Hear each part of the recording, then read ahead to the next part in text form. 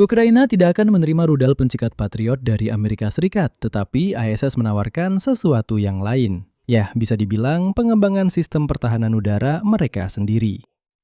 Pada saat yang sama, intelijen Amerika Serikat memperingatkan Eropa tentang ancaman serangan Rusia dalam waktu dekat. Pada 7 Agustus, Donald Trump di Gedung Putih secara resmi menutup pembahasan tentang tambahan rudal untuk Patriot bagi Ukraina. Tidak akan ada rudal, dan pada hari yang sama terungkap bahwa Washington menawarkan kompensasi, khususnya dengan modernisasi bersama rudal-rudal Soviet lama untuk sistem S-300. Dan semua ini terjadi dengan latar belakang yang jauh lebih mengkhawatirkan, yaitu penilaian intelijen Amerika Serikat terbaru bahwa Vladimir Putin mungkin akan segera menguji ketegasan NATO dengan invasi terbatas, bahkan sebelum perang di Ukraina selesai. Nah, dan pada hari yang sama, Kepala Kementerian Luar Negeri Polandia secara terbuka berbicara tentang perlunya menembak jatuh rudal-rudal Rusia langsung di atas wilayah Ukraina, karena Ukraina sendiri saat ini belum memiliki pelindungan dari rudal-rudal tersebut. Singkatnya, Barat tetap mencari cara untuk melindungi Ukraina dari rudal balistik Rusia, ketika jelas bahwa rudal Patriot tidak cukup untuk semua orang. Nama saya Alexei Peci, mari kita bahas topik ini bersama-sama. Tapi sebelum kita mulai, saya minta kalian untuk subscribe ke channel ini. Berikan like dan tulis komentar kalian di bawah episode ini. Jadi, mari kita mulai dengan pernyataan paling langsung dari Trump tentang rudal Patriot untuk Ukraina. Sehari sebelumnya, salah satu jurnalis menyoroti kata-kata Presiden Ukraina, Volodymyr Zelensky, yang menyatakan bahwa Kiev sangat membutuhkan amunisi untuk melindungi diri dari serangan Rusia. Itu adalah dialog di ruang oval, dan inilah jawaban Trump. Kita sendiri membutuhkan rudal-rudal itu. Joe Biden telah memberikan amunisi senilai $300 miliar kepada Ukraina. Saat saya meninggalkan jabatan, gudang kita penuh dan sekarang kita sedang mengisinya kembali. Pada saat yang sama, dia menekankan bahwa Amerika Serikat memiliki cadangan rudal di seluruh dunia. Dan jika kita membutuhkannya, seperti yang dia katakan, kita akan mengambilnya. Intinya adalah, menurut Donald Trump, rudal konon banyak tersebar di seluruh dunia. Tetapi mereka tidak bisa memberikannya kepada Ukraina karena rudal-rudal itu juga mereka butuhkan. Dan secara umum memang ada kekurangan. Jadi, versi mana yang ingin Anda percayai, silahkan pilih sendiri. Saat mengomentari peningkatan serangan Rusia ke Ukraina, Donald Trump benar-benar mengejutkan dan menyatakan hal berikut. Dengarkan, kami tidak terlibat dalam hal ini, ada lautan yang memisahkan kita. Tapi saya tidak suka melihat anak-anak muda mati. Dia menambahkan bahwa dia sedang berusaha mengakhiri perang. Kutipan, saya telah menyelesaikan 8 perang. Saya pikir ini mungkin akan menjadi salah satu yang paling mudah, tapi ternyata ini yang paling sulit. Tapi kemajuan akan tercapai. Penting untuk diingat bahwa ini bukan penolakan pertama. Ini adalah penegasan dari keputusan yang sudah diambil. Sehari sebelumnya, Financial Times mengutip sumber yang mengatakan bahwa Trump menolak permintaan Volodymyr Zelensky untuk pengiriman tambahan rudal pencegat untuk Patriot. Bahkan saat pertemuan di Gedung Putih pada akhir Juli, saat Zelensky meminta agar 300 rudal dikirimkan ke Kiev untuk musim dingin. Salah satu alasan penolakan yang disebutkan Trump adalah penggunaan amunisi tersebut untuk melindungi fasilitas Amerika Serikat di Timur Tengah. Sebelumnya, Zelensky juga meminta lisensi untuk memproduksi pencegat Patriot. Permintaan ini dibahas dengan Trump pada awal Juli dalam perundingan di Ankara.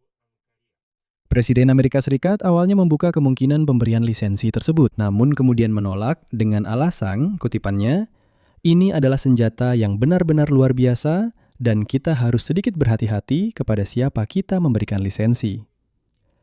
Sebenarnya kita tidak melisensikan produksi persenjataan. Menariknya, sebelum itu Trump membantah laporan media tentang kekurangan amunisi di militer Amerika selama perang dengan Iran.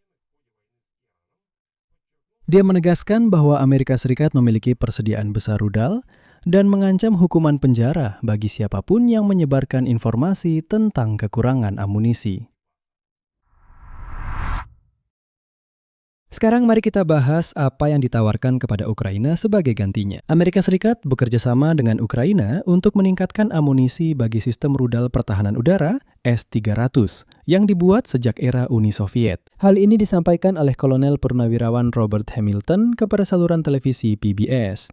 Berikut kutipan langsungnya. Upaya bersama antara Amerika dan Ukraina terus berlanjut yang bertujuan untuk memodernisasi rudal S-300 lama atau menciptakan versi yang lebih modern guna meningkatkan kemampuannya. Menurutnya, amunisi yang telah diperbarui akan mulai digunakan oleh militer Ukraina pada akhir tahun 2026, dan produksi amunisi tersebut akan mencapai beberapa ratus unit per tahun.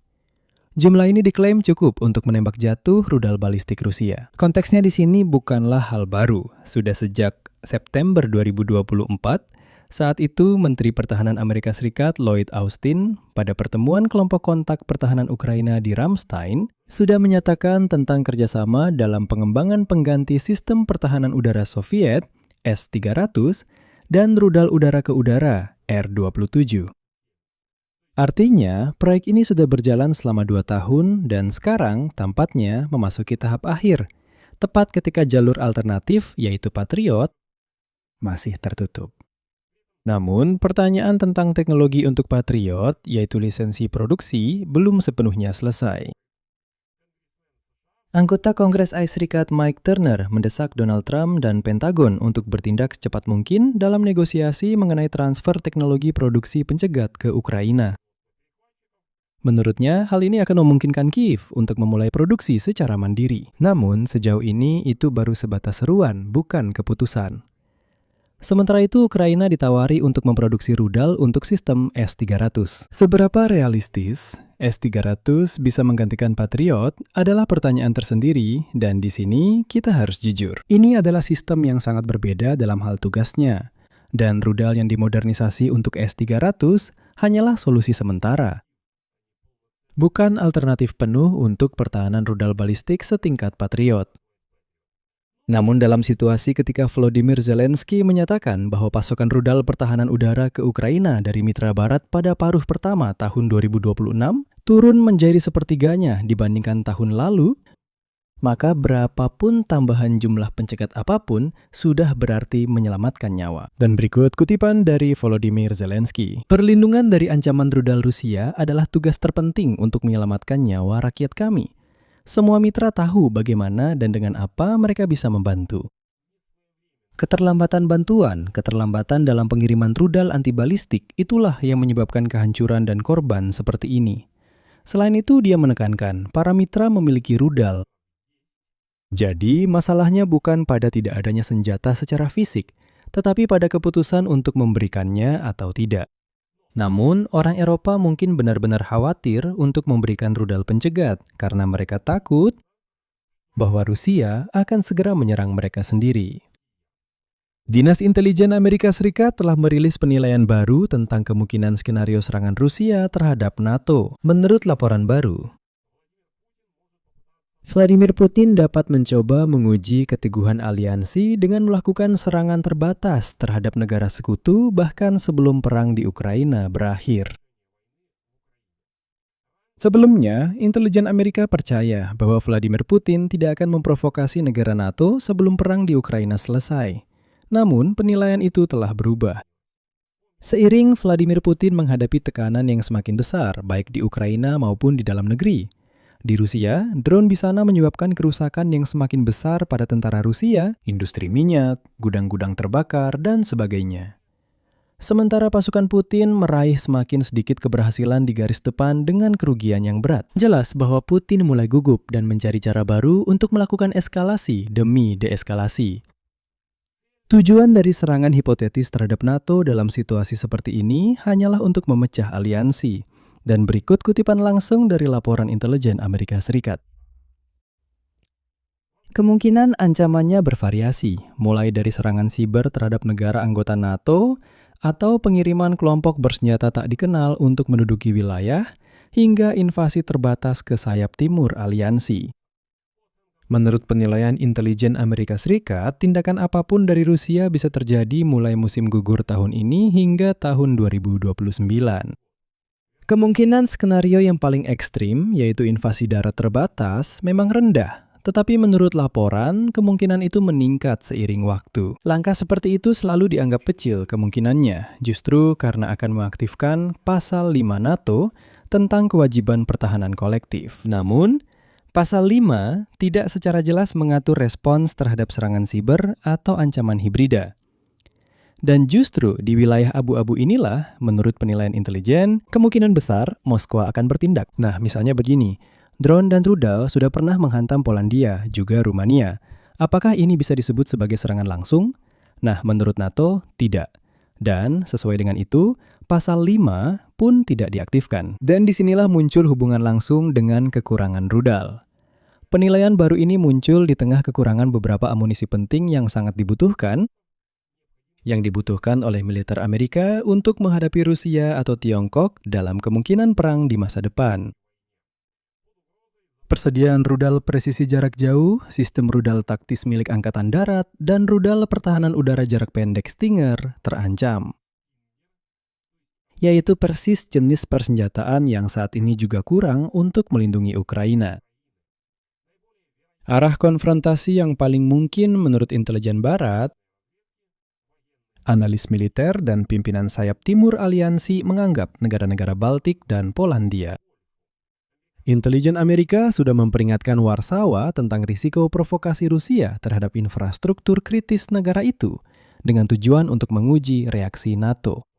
Dan intelijen Lituania, saya ingatkan, berpendapat bahwa Rusia dapat menggunakan drone Ukraina yang telah direbut untuk menyerang infrastruktur di kawasan Baltik, untuk membuat semuanya tampak seolah-olah itu adalah provokasi dari Ukraina.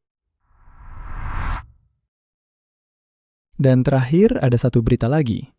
Kepala Kementerian Luar Negeri Polandia, Radoslaw Sikorski, menyerukan untuk membahas kemungkinan mencegat rudal Rusia saat masih berada di wilayah Ukraina, tanpa menunggu kemungkinan rudal tersebut memasuki wilayah udara Polandia. Alasannya adalah pernyataan terbaru dari mantan Perdana Menteri Mateusz Morawiecki, yang menentang pengiriman paket berikutnya dari rudal Patriot ke Ukraina, yang dibutuhkan Kiev untuk menembak jatuh basis Rusia.